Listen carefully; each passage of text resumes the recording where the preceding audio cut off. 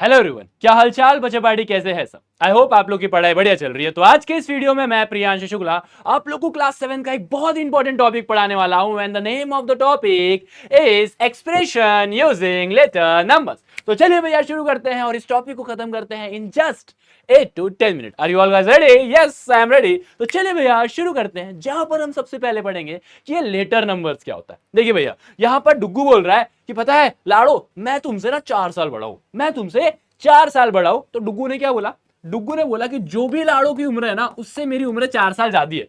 ठीक है, तो अगर लाड़ो बोलेगी भैया हेलो मेरी उम्र 7 साल है, तो डुग्गू बोलेगा ठीक है ना, कोई दिक्कत नहीं है, कोई दिक्कत नहीं है, मैं तुझसे 4 साल बड़ा हूं, मैं तुझसे 4 साल बड़ा हूं, तो मैं 11 साल का हो जाऊंगा। मैं कितने साल का हो जाऊंगा? 11 साल का हो जाऊंगा। तो आपने क्या देखा? आपने यहां पर देखा मैंने लेटर का इस्तेमाल किया, मैंने अल्फाबेट्स का इस्तेमाल किया कुछ नंबर्स को रिप्रेजेंट करने के लिए, कुछ नंबर्स को रिप्रेजेंट करने के लिए मैंने यहां पर लेटर्स का इस्तेमाल किया कुछ नंबर को रिप्रेजेंट करने के लिए। तो भैया बस letter that are used to represent numbers are known as the letter number.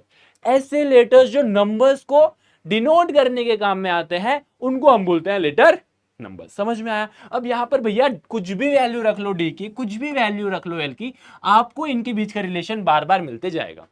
Clear है? जहां पर भी मैं नंबर्स के बदले लेटर्स का यूज करता हूं, जहां पर भी मैं नंबर्स के बदले लेटर्स का इस्तेमाल करता हूं। ठीक है, अब आगे चलते हैं और बोलते हैं भैया कॉमन मिस्टेक समझते हैं। अच्छा, एक बात और यहां पर ऐसे एक्सप्रेशन जैसे आपने यहां पर देखा ना, d is equal to L plus four, D is equal to L plus four, ऐसे एक्सप्रेशन जहां पर लेटर नंबर यूज किया जाता है उसको हम बोलते हैं अलजेब्रिक एक्सप्रेशन। उसको हम बोलते हैं अलजेब्रिक एक्सप्रेशन। भैया अलजेब्रिक एक्सप्रेशन क्या होता है? फटाफट वापस सब मेरे साथ बोलेंगे। ऐसा एक्सप्रेशन जहां पर मैं क्या यूज कर रहा हूं, जहां पर मैं लेटर नंबर्स का यूज कर रहा हूं, उसको हम क्या बोलेंगे? Algebraic expression. जैसे यहां पर l प्लस फोर, जैसे यहां पर l प्लस फोर आपका क्या कहलाएगा? Algebraic expression. जैसे यहां पर l प्लस फोर आपका क्या कहलाएगा? अलजेब्रिक एक्सप्रेशन, क्योंकि यहां पर एक लेटर नंबर है, यहां पर एक कांस्टेंट है और साथ में यहां पर ऑपरेशंस भी है। आप बोलोगे ठीक है सर, बहुत बढ़िया बात है, सबको होना चाहिए, है ना। अब देखो कुछ गलतियां करते हो आप लोग, कुछ कॉमन मिस्टेक करते हो जो बेसिकली आपकी बुक में दिया गया है कि आप लोग क्या गलती करते हो। देखो, अगर a की वैल्यू -4 है तो आप क्या करोगे? 10 माइनस ए, मतलब 10 की जगह -4 और आंसर लिख दोगे 6, है ना। ये गलती करते हो ना, लेकिन नहीं नहीं नहीं नहीं नहीं, नहीं ये गलती नहीं करोगे। 10 माइनस ए की वैल्यू है -4, ए की वैल्यू क्या है? -4 है, तो आंसर अब क्या हो जाएगा आपका? 10 माइनस माइनस प्लस 4, तो आपका आंसर हो जाएगा 14। तो जहां आपका आंसर 14 आना था वहां आपका आंसर 6 आ रहा है। ठीक है, अब दूसरी गलती क्या? अगर डी की वैल्यू 6 है तो 3d किसके बराबर कर दोगे आप? 36 के बराबर। डी की जगह 6 लिख दोगे, डी की जगह 6 लिख दोगे, है ना। करोगे ना ऐसा? करोगे ऐसा? अरे गलत है भाई, ये डी की जगह 6 नहीं लिखोगे।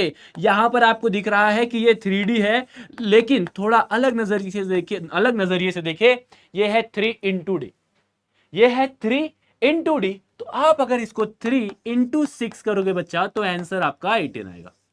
तो आंसर आपका 18 आएगा। समझ में आया? समझ में आएगा? इस आप बोलोगे बढ़िया तरीके से समझ में आ गया सर। अब देखो सेम गलती यहां पर भी आप करोगे।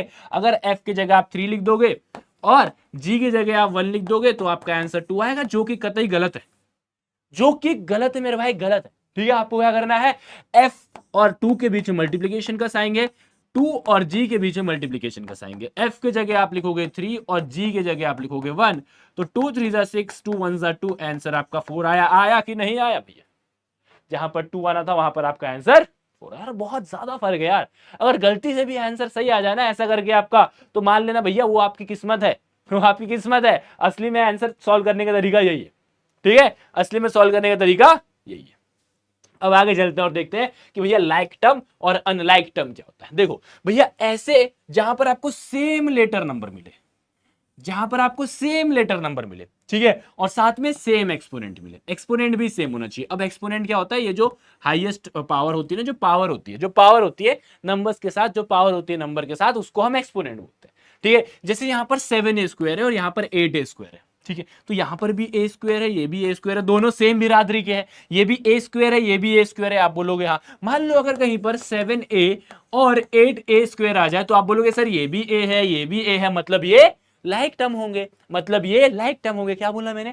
सर ये भी ए है, ये भी ए है, मतलब ये तो लाइक टर्म होंगे। लेकिन मैं बोलूंगा नहीं, नहीं, सेम लेटर नंबर के साथ साथ सेम एक्सपोनेंट भी होना चाहिए। यहां पर इसकी पावर 1 है और यहां पर इसकी पावर 2 है, ये नहीं चलेगा। अगर यहां पर 2 होता तो मैं मानता, लेकिन है नहीं, ठीक है। चलिए अब आगे चले भैया। अनलाइक क्या, जिनका लेटर नंबर ऑफ एक्सपोनेंट अलग अलग है, जैसे यहां पर 7a है और यहां पर 7b है, यहां पर 7a है और यहां पर 7b है। आप बोलोगे अरे सर यहां देखो ना, ये तो 7 है, यहां पर भी 7 है, सर ये तो लाइक होना चाहिए। लेकिन नहीं, यहां पर हम लोग कोएफिशिएंट को इग्नोर करते हैं। लेटर नंबर के पहले वाले जो नंबर्स होते हैं, लेटर नंबर के पहले जो नंबर होता है उसको हम कोएफिशिएंट बोलते हैं। जैसे यहां पर 7 है, यहां पर 7 है, इसको हम इग्नोर करते हैं। गाइस इग्नोर दिस, इग्नोर कर दो इसको, बिल्कुल घटिया है बोलना बेकार, ठीक है, इसको हम इग्नोर करेंगे। समझ में आया? मतलब यहां पर आपको क्या देखना है, लेटर नंबर सेम है, लेटर नंबर सेम है, ठीक है। अच्छा, लेटर नंबर सेम होने के साथ साथ आपका क्या होना चाहिए, एक्सपोनेंट भी सेम होना चाहिए, ठीक है। तो यहां पर आप देख रहे हो भैया लेटर नंबर ही सेम नहीं है, तो ये अनलाइक टर्म हो जाएंगे। इसको अब सिंप्लीफाई करते हैं, आ जाओ। p plus Q minus P, bracket के अंदर जाएगा तो माइनस क्यू, तो भैया p माइनस पी करेंगे प्लस q माइनस क्यू करेंगे। p से p कटेगा, q से q कटेगा, भैया आंसर 0 आ जाएगा। आ जाएगा? आप बोलोगे हाँ। अब देखो 2d माइनस डी करोगे तो एक सिंगल डी आएगा। अरे 2d में से आपने एक डी को माइनस कर दिया तो बचा क्या, एक ही डी बचा, एक ही डी बचा, तो वही तो मैंने लिखा। तो बेसिकली 2d में से एक डी को माइनस करोगे तो बेसिकली आप 2 माइनस 1 कर रहे हो तो 1 आएगा, और डी तो रहेगा ही रहेगा, तो 1d आपका आंसर आएगा, जिसको आप डी के बराबर लिखोगे। अब माइनस सी का मतलब है minus one, minus minus plus होता है, 1 प्लस 1 2 होगा, माइनस की साइन लगेगी तो यहां पर -2, सी यहां पर है तो -2c आ जाएगा, ये आपका आंसर। और इसमें भरपूर क्वेश्चन आपके बुक में दिए हुए हैं, बढ़िया तरीके से सॉल्व करिएगा, ठीक है। आई होप आपको ये चीज समझ में आ गई होगी। अब भैया देखो ये बहुत इंपॉर्टेंट है, पूरा चैप्टर इसी के अराउंड घूमेगा, अगर ये नहीं आएगा तो कुछ नहीं कर पाओगे। सारा चैप्टर वर्ड प्रॉब्लम से लेके हर एक चीज इसी के ऊपर डिपेंडेंट है। वो है क्या, addition of algebraic expression. Algebraic expression का हम एडिशन किस तरीके से करें, एडिशन किस तरीके से करें। तो याद रखना, एडिशन और सब्ट्रैक्शन चाहे जो हो, या एडिशन हो या सब्ट्रैक्शन हो, आगे मैं सब्ट्रैक्शन भी पढ़ाऊंगा, दोनों के दोनों सिर्फ और सिर्फ लाइक टर्म में ही होंगे, दोनों के दोनों सिर्फ और सिर्फ लाइक टर्म में ही होंगे, उसके अलावा और कहीं नहीं लिखोगे, ठीक है। जैसे यहां पर देखो, यहां पर 8d है, यहां पर 2d है, तो भैया ऐसा नहीं है कि भैया ये किसी और के साथ ऐड हो जाएगा, ये d का d के साथ ही ऐड होगा, ये लाइक टर्म में ही ऐड होगा, ठीक है। यहां पर 7c है, यहां पर 4c है, तो भैया ये याद रखना कि c के एडिशन c के साथ ही होगा। अब ये तो कांस्टेंट है और ये भी कांस्टेंट है, कांस्टेंट कांस्टेंट से होगा, ये दोनों का कोएफिशिएंट ऐड करो 10d आएगा, ये दोनों का कोएफिशिएंट ऐड करो 11c आएगा, 9 + 3 करो 12 आ गया, आंसर आ गया आंसर। आप बोलोगे बढ़िया तरीके से आ गया, ठीक है। अब देखो सब्ट्रैक्शन अगर करे तो सब्ट्रैक्ट दिस फ्रॉम दिस, तो भैया जब भी फ्रॉम वाली चीज आ जाए तो आपको बोल रहा है सब्ट्रैक्ट करना है ये इससे, ठीक है। तो ये वाले नंबर को इससे सब्ट्रैक्ट करना है, तो बेसिकली मैं इसको कैसे लिखूंगा, 12d + 8c - 11 minus of 8d - 7c + 4। इसमें कुछ गलतियां हैं जो आप लोग करोगे, सबसे पहले ये नंबर पहले लिख दोगे, ये नंबर बाद में लिख दोगे, लेकिन वो गलत हो जाएगा। अगर क्वेश्चन इस फॉर्म में है सब्ट्रैक्ट दिस फ्रॉम दिस, मतलब इसको ध्यान से सुनना, इसको ये वाले नंबर को सब्ट्रैक्ट करना है इससे, ये बोला है ना, यही बोला है ना, यही बोला है ना। आप बोलोगे हाँ सर यही बोला। अब क्या सर, ब्रैकेट ओपन करेंगे तो क्या होगा, अरे ब्रैकेट ओपन करेंगे तो साइन चेंज होगी, नेगेटिव साइन है तो सारे के सारे साइन चेंज हो जाएंगे, सारे के सारे साइन चेंज हो जाएंगे, माइनस था प्लस हुआ, प्लस था माइनस हुआ। अब क्या भैया, 12d - 8d लाइक टर्म का ही काम होगा, ऐसा नहीं कि सबका काम हो जाएगा, ठीक है।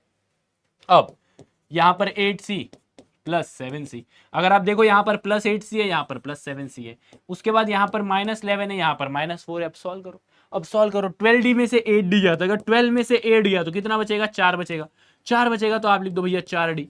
8 + 7 करोगे 15 आएगा, 15c, ठीक है।